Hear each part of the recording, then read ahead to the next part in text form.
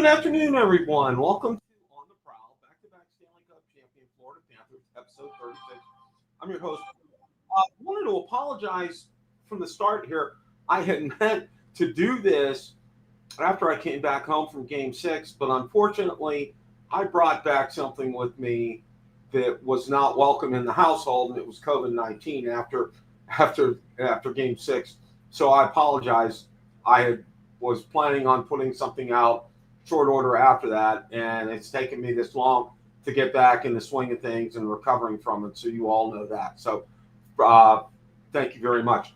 For those of you who are following on X, if you want to follow in the chat and be able to participate and ask questions, click the link on the video or on the link I have pinned over in X, and it's to YouTube, and you can get in the chat and be able to ask some questions near the end.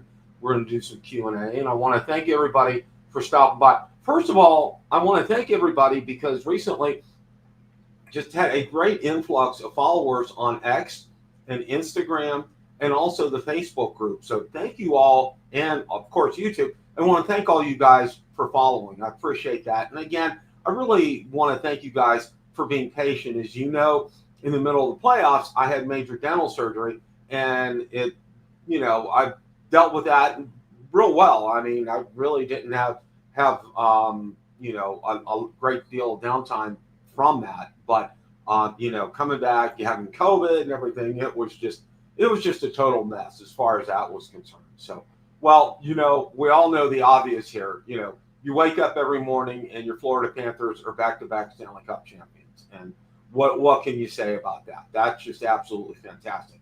I'm going to get to my Game 4 and Game 6 experiences here in a minute, but I wanted to go over several points about the final series against Edmonton and the playoffs in general. Just share some of my thoughts regarding all of that. Okay, we held on to leads. If we had held on to leads in Game 1 and Game 4, the Panthers very easily could have swept the Stanley Cup Finals. Yeah, seriously.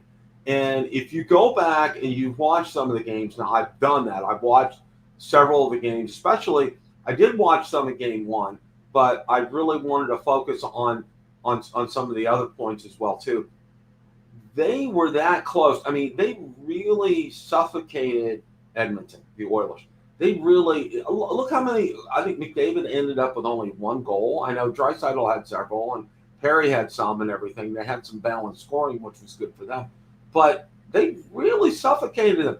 Their breakouts, and that's one thing. I think if you want to go back and even look at some of the games that we lost, like in Game 4 and in Game 1, they had a hard time breaking out of the offensive zone.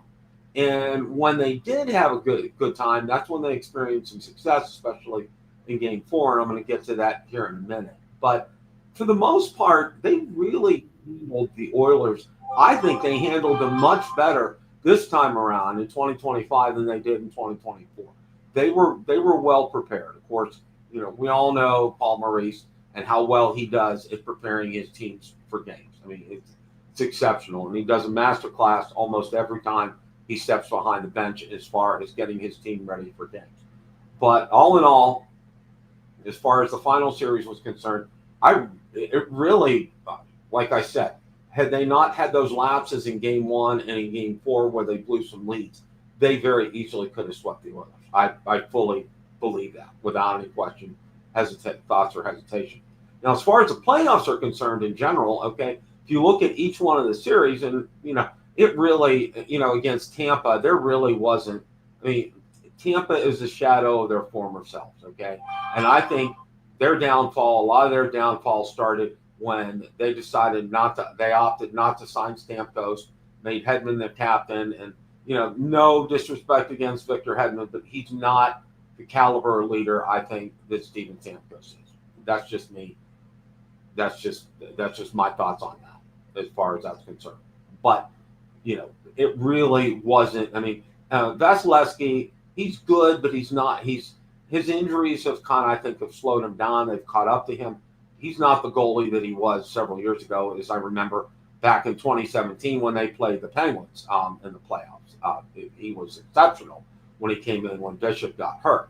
So that's as far as the Tampa series is concerned.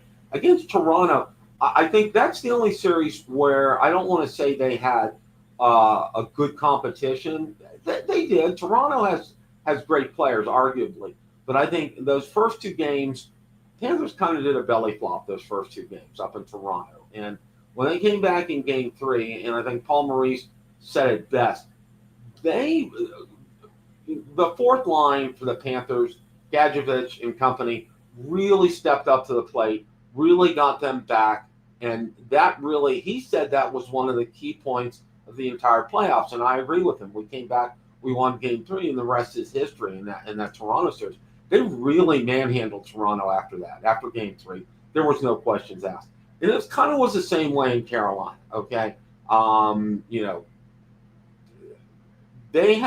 The Panthers had great success against the Hurricanes during the regular season, and it carried through to the playoffs this year. They really didn't have a whole lot of issue with them. Again, that was a 5-game series as well. So, and everybody was thinking, okay, this is going to be Edmonton's year. It's their time to win the cup. Well, they didn't. And now one of the things that I got to say is I think for some, a lot of people I've seen, a lot of people question Connor McDavid and his ability to lead and everything. And I really liked what he had to say post-game after Edmonton lost. And he really gave the Panthers a lot of credit, their system. He said, we tried everything that we did and nothing worked. And, it wasn't for lack of effort. And that the Oilers put in the effort. And that McDavid and Draisaitl and Perry, they really tried. But the Panther system, they really just suffocated them. I mean, McDavid ended up with just one goal as far as the finals were concerned. So, really that was great. I want to get to my in-game experiences. Now, I could have gone to several other series. I wanted to wait until the finals again this year. I didn't have an opportunity to last year to go because of time off and going up to Ohio for my granddaughter's birthday and everything. But this year we did have time. So both my wife and I went down to game 4. Now, it was very interesting from the moment we got there, and we had some really good seats. I think 117 was our section. 27th row. It was pretty far back, but there were good seats. That really, you got to see the Panthers coming out of the locker room, direct view of their entrance to that. And it was electric in there. It was great. But one of the things that we noticed right before the start of the game, and the entire row, and I mean, when I say the entire row, from seat 1 to I don't know what the ending seat was, all of them were Oilers fans. Okay, I'm like, oh my gosh. And I was telling my wife on the way into the game, I said, I really hope we don't sit around a lot of Oilers fans. Well, unfortunately, we did. Now, they were pretty much, except for a couple of them, they were pretty decent, pretty respectful. Not in your face kind of a thing, which was a good thing. But still, it gave you, you kind of felt uncomfortable about it, and just here we are. First period, game 4. You couldn't have asked for 3-0 lead at the end of the first period. I mean, it was so well done. It was just, you couldn't you couldn't have asked for a better, start to a game. You're up 3-0 at the end of the first period in the finals game. I mean, they were focused and they seemed like everything was clicking. And then the bottom fell out in the second period. And Paul Maurice talked about it was a game of feet, and he was probably right in that second period because there were several times when a play could have gone either way. Edmonton ended up tying it up. And then in the third period, early in the third, they took the lead. They went up 4-3. But the Panthers, with 15 seconds left, pulled Bobrovsky, tied the game up, and the place went nuts. It was one of the loudest I've ever heard Amerant Bank Arena. It was just wall-to-wall insanity in there, okay? And you know what? Everybody kind of had that feeling, we're going to do this, okay? We're really going to do this, okay? Then we get into overtime, and we see, Bennett's shot. We all thought from our vantage point, it really looked like it went in. and we're wondering why no goal light was on, and it was just, we couldn't believe it. And then next thing you know, it was, I think, maybe on that same play where Edmonton gets the puck, goes down the ice. There was a fluky bounce, and it goes in. And it was just one of those things. Just can't explain it. Just absolutely cannot explain that goal. It was just, it was just a fluke. It was just a deflection. And, as Bobrovsky says, deflection shots are the hardest to stop for a goaltender, and he's right. It was just absolutely, positively, just, and it was deflating. Okay, it really was. Most I live up in Tampa, and it was a long 3.5 hour drive back home from Sunrise the next day. It was very, very, very somber, very somber. Well, we took a back way instead of taking the interstate back, which was great. I really like that. And that's the way I'm going to be going from now on, from here, when we go down to games down at Sunrise. Well, fast forward, we end up, a short turnaround from game 4 to game 5. They only had a day travel, and they get up there, and then the Panthers just absolutely dominated game 5, and I made the decision to go to game 6. Now, my wife wasn't able to go to game 6. She had to work, but I was able to get time off and go down by myself. Of course, I don't really enjoy doing that a lot, but got in the car or my truck and got down there. And as always, I like to get there as soon as the gates open. I did. Fans were very jovial. There was some electricity in the area. Everybody knew the Stanley Cup was in the building that night. I mean, it was really kind of rocking from the moment you got inside the arena, and it was very electric. The atmosphere in there, people were very excited. Now, as a side note, I had been at a game where my team could have clinched the Stanley Cup Finals back in 2016. I went up to Pittsburgh. We went to game 1 of the finals that year, and then we also went to game 5, and they had a chance to clinch the Stanley Cup that game against the San Jose Sharks, and they didn't. They kind of fell off flat and couldn't quite come back, and it was very devastating to watch that. And I had very high hopes for this night. Had good seats, sat in the club level where the Panthers shot twice. It was that they were fantastic seats, and it was electric. That whole night was very, you really had a feeling in the building. It was just, it felt really good. And when we scored first, I think it was Reinhart scored the first goal, the place erupted. And then we got the second goal. And, and then by the end of the first, you're up, cautiously optimistic, because again, coming from game 4, seeing them blow a 3-goal lead, it was really, just, kind of crossing fingers and hoping for the best here as far as that was concerned. And, as time went on, though, you really sense them getting a hold of this game, and they really, in watching the board play and how Edmonton was trying to enter the zone, and again, they really shut them down.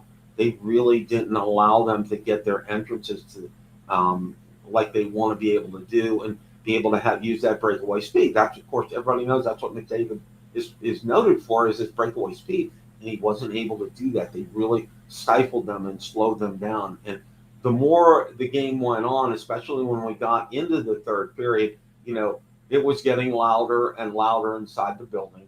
It was to the point halfway through the third period, really had a sense that you really kind of thought they were going to do this here. And then when, to me, it wasn't really kind of official until Reinhart got his 4th goal. Okay. Then everybody really knew at that point in time, yeah, they were gonna win tonight, and they were gonna win the Stanley Cup. And I was able to catch in the last minute plus the handshakes, and I'm gonna drop a video in the description below so you guys can watch that. And I have it out on Florida Panthers Den out on YouTube, which was fantastic to be able to see that last minute and watch that again, and seeing them erupt for just an incredible celebration, to watch the handshakes again, which was fantastic. It was just very, very exciting. And also, too, I think one of the things for me is, getting to see all the players skate with the Stanley Cup. And it took a total of about 20 minutes. In the order that they did that in was absolutely fantastic, okay? Of course, Barkov gets it first, and then he's handing it off to the new team members, like Nate Schmidt, for example, and other ones who haven't won the Stanley Cup before, who weren't here the previous season. And this is how they did that. And you can't say enough and I'm going to talk about this here in a little bit, the humility that's on this team and how they did that right away. And it was just incredible. And I waited, I took a video of all of them getting their turn to skate around with the cup, and it was just very, very enjoyable.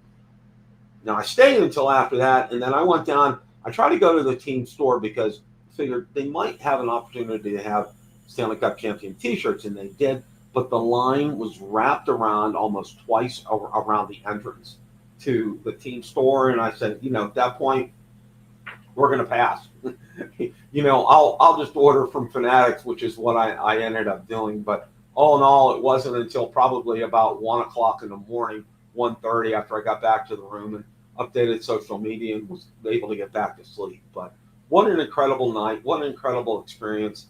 It was a wonderful crowd outside after the game. Just some erupting. We are the champions, and just go Cats go. What a great atmosphere. You really couldn't have asked for better, and the fans were great, and just very, very, very well done. It was just a dream come true. I wanted to always experience. How often do you get a chance?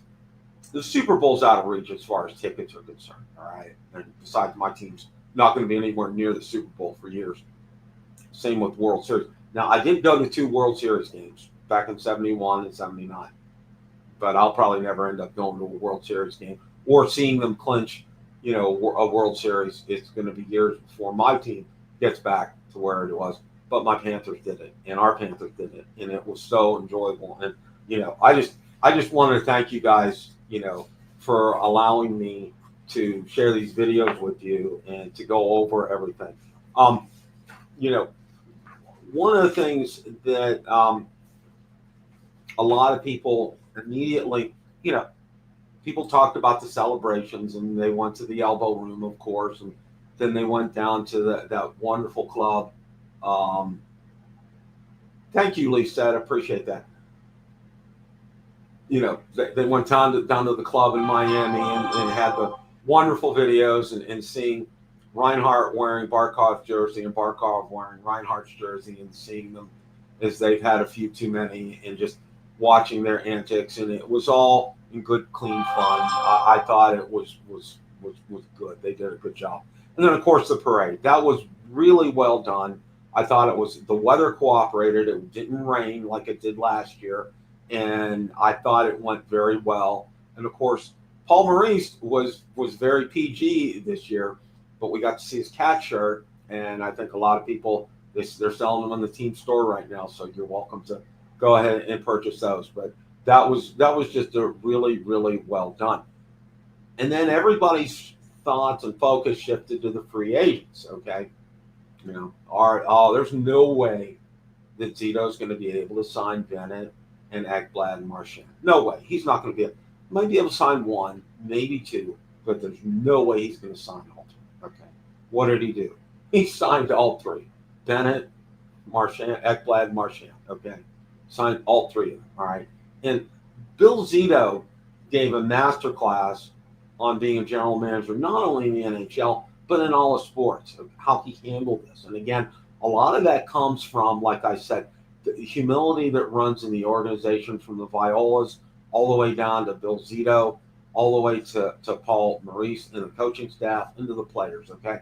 They all buy into this. And this is why they've enjoyed so much success. And everybody's screaming, Biz, they have the tax advantage in Florida. Well, we had the tax advantage in Florida in the 90s and 2000s, and, we weren't worth warm spit then. The same thing for, like, the Bolts. They had the same thing, and they weren't worth warm spit then either. And then now, look at it. All right. So yeah, it's always been there. So that's a really a moot point. It's the culture that you build, and they built an incredible winning culture. And we'll talk about that here in a second as well. But all of them took what you want to call a hometown discount. Every single one of them, especially Bennett, I think, could have gotten incredible contracts and incredible deals, but they wanted to stay. They wanted to stay because, the Panthers handle things differently. For example, they all, when they go on road trips, they all eat together. They all eat as a team. Okay, their meals are all planned for them. All right, they don't have to think about doing a thing when they go out on the road. It lets them focus on being able to play hockey. And the same thing, when they're back home as well too. Everything is done for them, and they really, in the locker room, the camaraderie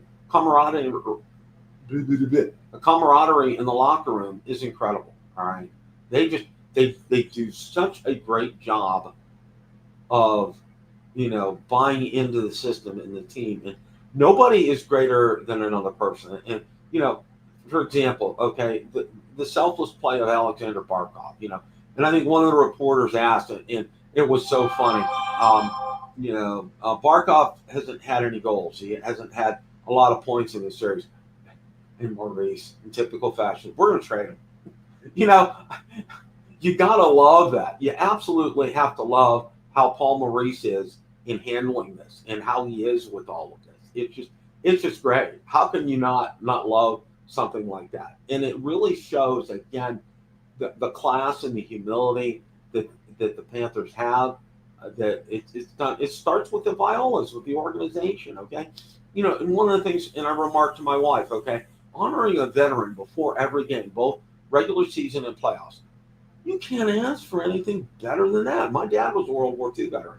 I love that. Absolutely love it. And they find these World War II veterans. God bless them for doing that. I mean, that's near and dear to their heart. And I think that's just absolutely fantastic.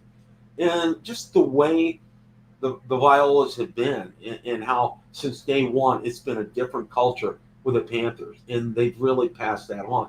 And how can you not hire the best general manager in the business, Bill Zito, and again, the humility that he shows, and how he negotiated the contracts with Bennett, with Ekblad, and with Marchand, and especially and I know from what I hear with Marchand, it was done with a lot of easy bonuses for him to attain. He had a smaller base salary, but a lot of easy bonuses, probably games played, goals scored, that kind of thing. Very easy for him to make those bonuses too. Plus, there were rumors that they gave him controlling interest in a local Dairy Queen as well too. So I'm just having some fun with that. But all in all, I mean, just really, you want to play for them. You get into this culture, and you want to stick around, and you want to be here, and you want to play for them.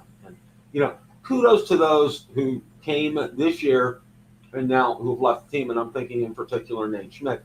Nate Schmidt was such a valuable, component of them winning back-to-back Stanley Cup championships. Was solid on the blue line. Scored some very timely goals in the playoffs. Really embraced the whole culture, and we wish him nothing but the best with Utah. And Utah, is making him a focal point, which is a good thing because he's a good, solid core player, and I think that's you got to feel happy for him. But all in all, it was great to see that. I absolutely love that. That was fantastic. Couldn't have asked for better as far as that's concerned. So and the core's locked up. What was it 2033? I think most of them are signed through 2030. I mean, how can you get any better than that? That just you can't get any better as far as that's concerned. So and with that,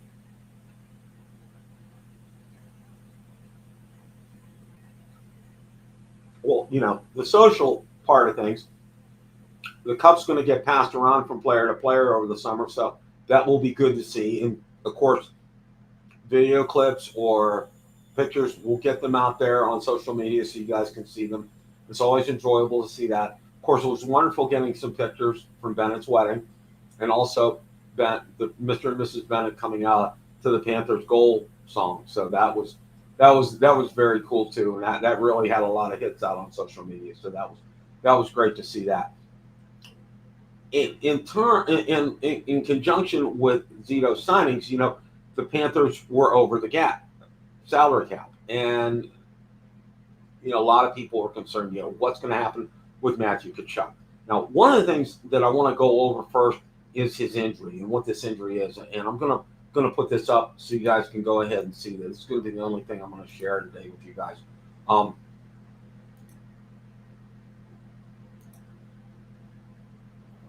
Share this. Okay. All right.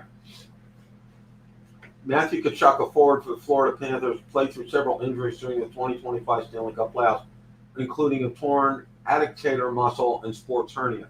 He revealed after the Panthers won the Stanley Cup that he had torn his adductor muscle off the bone and a sports hernia, both on the same side.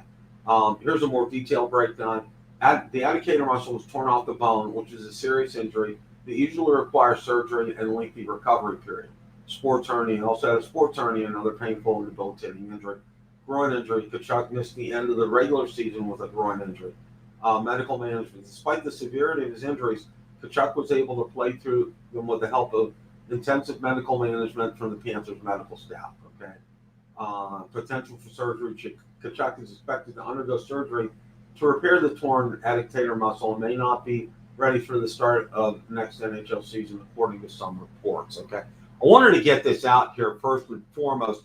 For those of us who are fans of Matthew Tkachuk, which of course I'm a big fan of his. I was a fan of his dad's, and boy, when I found out he was in the NHL, I was super excited, and Brady too, of course. First and foremost, this is a surgery he's going to need to have, or really, to have quality of life. I mean, the whole thought of this and everything as far as what's going to need to be done for him. Wow. I mean, he must have a very high pain threshold because that back during 2023, during the finals, he played with, broken sternum. It was just, incredible, his pain management and what he can handle. And I think Paul Maurice said it. I think he said after the Tampa series, it was kind of rough for him during the Tampa series, but he really looked to be more like himself against Toronto, Carolina, of course, and during the finals against Edmonton as well too. But this is it from what I've read, and it didn't post this up here. The recovery period for this type of surgery typically is 6 months. So more than likely, after, of course, everybody knows, he's going to be getting married probably shortly. I don't know when that is. But after he gets married, more than likely he's going to come back from honeymoon, going to have that surgery. Now, recovery from that surgery per ChatGPT and looking through some other sources on there is 6 months. So he would be on long-term injured reserve for 6 months, which would obviously have a huge impact and be absolutely fine as far as the Panthers being cap compliant for this season. Now, when that ends, that's going to pose a real tricky kind of situation for Bill Zito. Does he sit out? Does Tkachuk sit out the entire season and wait for the playoffs? Does Bill Zito pull some strings after Tkachuk's able to come back and maybe make a couple of moves? A lot of people are talking about Evan Rodriguez, which, I really hope they can keep him. I really think he wasn't as big a part this year, but he still was a big part of them winning back-to-back championships. People were talking about throwing him in the mix as far as trading him, or who knows who else. But I think that's absolutely fantastic. I think they'll be able to do something with this. Zito is a master.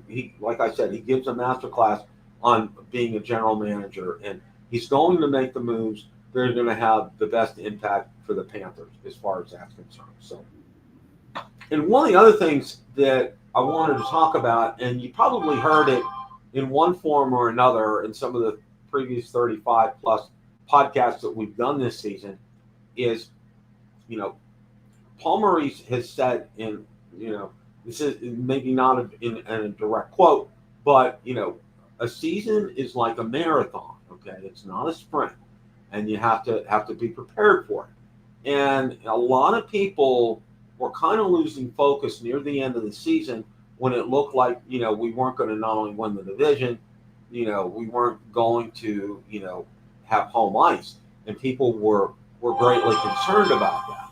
Well, you know, look at the Panthers tied a record for most away victories during the Stanley Cup playoffs this year. All right, their play away from home was just off the charts. I don't know what the exact number was, but it was just absolutely totally off the charts. They just excelled at that. You couldn't have asked for better. So, you know, my thoughts for coming up for next season. You know I've had a lot of people ping me and ask me what am I thinking as far as the season is concerned. Well, you know, I thought one of the keys, and this is for me, you know, Zito handled that. Okay, he got Bennett, he got Ekblad, and he got Marchand this time. And Brad Marchand, who would have thought a year ago, you know, after we won the Cup in 2024, saying, you know what, Brad Marchand is going to be a key piece of the Panthers winning their second Stanley Cup championship. Who would have ever made that statement or said that? Okay, the public enemy number one, Brad Marchand. How can you not like this guy? I mean, he just, you know, I saw some videos of his kids that, you know, the messages they left him before Game 6 of the finals. Just what a great guy. How can you not like that? And just, it was just, and his ability to play at 37. You know, I remember Bill Zito in his introductory press conference said, you know, we think he has a lot of gas in the tank left. Okay, well, wow, that's an understatement. And I was telling my wife, you know, if you look at him in terms of how tall he is, he's shorter than a lot of other players. And I think that plays to his advantage out on the ice. It really does. Because a lot of players are well over 6 foot. And I think he's right around 6 foot. And you look at him compared to some other ones, you know, he's shorter than other players. And I think that really does end up playing to his advantage. And I will say this, I've had a lot of people, one of the questions I've been asked a lot was, what was my favorite goal from the playoffs or moment of the playoffs? It was when it was the double overtime goal that Marchand scored against the Oilers. Just, I mean, it was just electric, absolutely electric. I mean, it tongue-tied Kenny Albert. He wasn't paying attention. Of course, you know, we all know who the NHL T-on-T crew was rooting for, Biz and company. But, you know, had that situation been reversed, he would have announced it right away. But he put everybody in a state of shock. And seeing the joy in watching that, I think the Panthers put out a video, you know, every angle of that goal, and watching his exuberation and the joy, the pure joy that he had after scoring that goal, that really encompassed, you know, the playoffs for me this year. That was just incredible. And that feeling that you had after that game, that was just something that will live forever with me, is seeing him do that. I mean, that was just a double overtime. And you have to realize, you know, and a lot of casual fans don't, but in playing overtime in the playoffs, you really have to pace yourself not to have more than a 1 minute shift out there. If you're out there for a minute, it's really going to wear on you and it's going to affect the rest of your team. So you have to plan accordingly. Every minute, you know, change out there and to get out there. And between periods too, what a lot of the training staff does is make sure that these guys load up on carbs between periods, because your body gets real depleted. And, you know, the more some of these marathon sessions go on, I remember back in 2008 when Detroit and Pittsburgh, they went to like a 5 overtime game in the finals. And it was incredible. I remember, I think it was Peter Nedved played for the Penguins, and he skated up to Pierre Maguire between the benches, and he told him he was going to score the winning goal in the next overtime period. he scored the winning goal in the next overtime period. I'll never forget that. I mean, I was falling asleep. I think I fell asleep one of the overtimes and woke up in the middle of that. It was that long. I think it ended like at 2 or 2:30, 3 o'clock in the morning. It was crazy. It really was. But all in all, that was my favorite moment. Was Brad Marchand's goal, as far as a moment was concerned. But the whole playoffs this year, they were exciting. It was great. It was fun to watch, and the celebration at the end, being there for that, was a dream of a lifetime. What can I say? What can I say?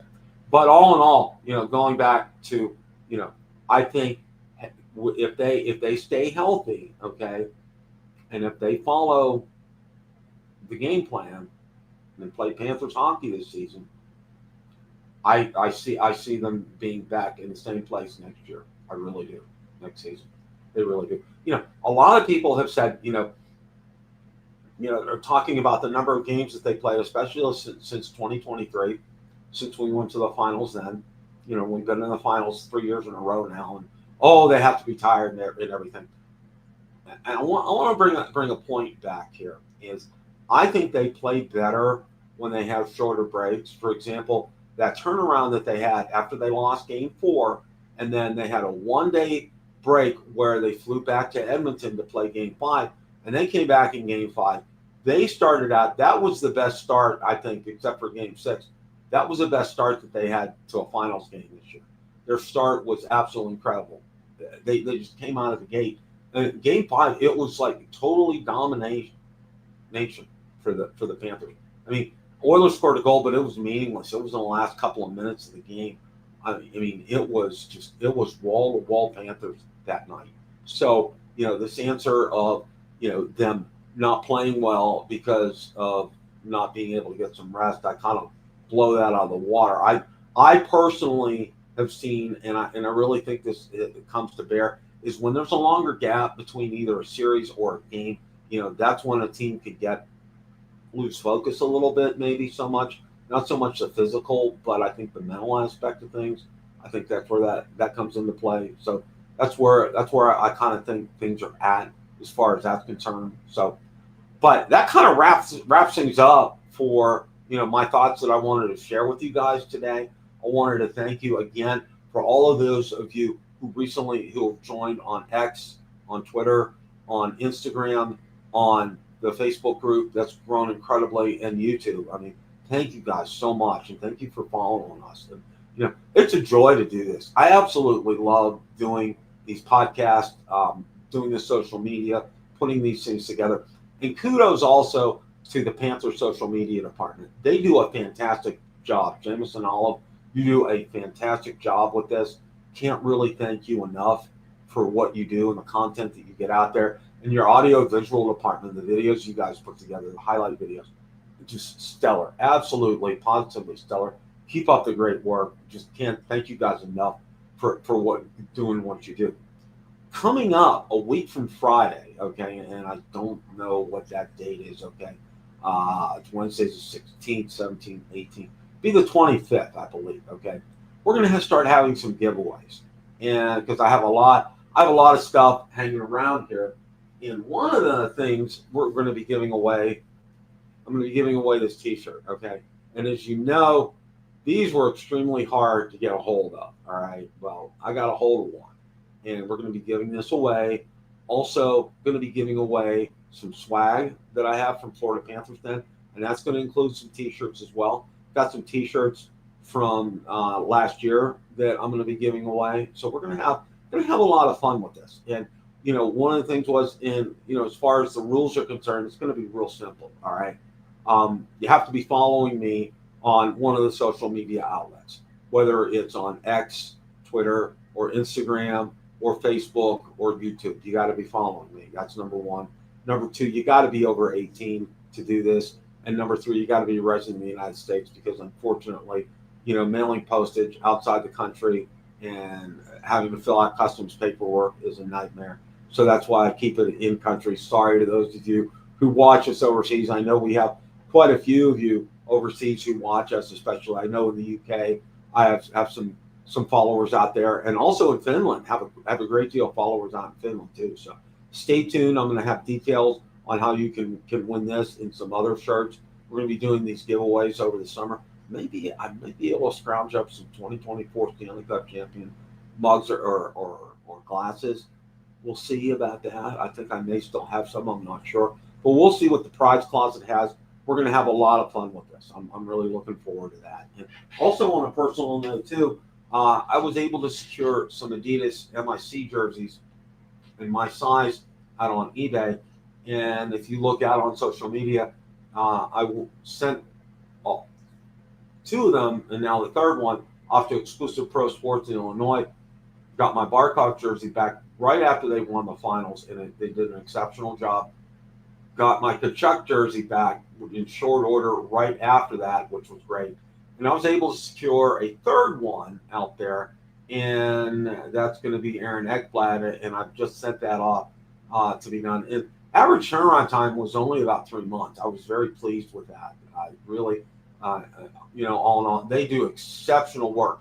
If you're doing any jersey customizations, use Exclusive Pro Sports. Message me if you need contact information from them. They do fantastic work. In fact, from it's my understanding, they do all the jerseys for the Panthers. So, and that's why they have such an incredible backlog. But they do exceptional work.